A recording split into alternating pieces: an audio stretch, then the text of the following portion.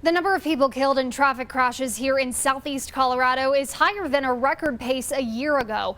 Statewide numbers are slightly down. Either way, law enforcement is looking for ways to get numbers far lower. Bill Folsom is looking into the issue.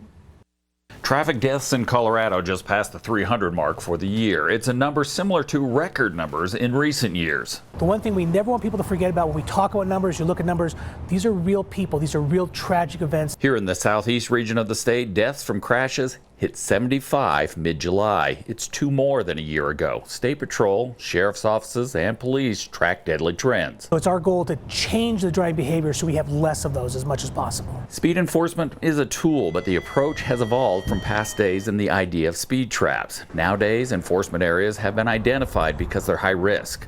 Officers not only set up in plain sight, notice is often put out in advance of where they'll be patrolling.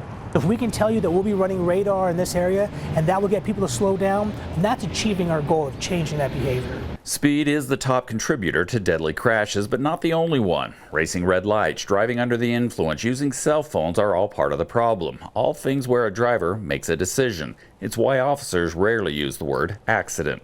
Those are decisions they've made that result in this crash. That's not an accidental thing. Beyond enforcement, there has to be education and awareness. There is also collaboration with traffic engineers. Traffic patterns studied, speeds tracked, changes happen to speed limits, signage, even striping. We look at, is it an environmental issue? Is it simply a speed issue? Can we change the behavior in that intersection? Officers say no one thing can bring down the number of traffic deaths in the state. All that they're doing can influence drivers. Changing their behavior is ultimately up to the drivers. Watching out for you, Colorado Springs, Bill Folsom, News 5.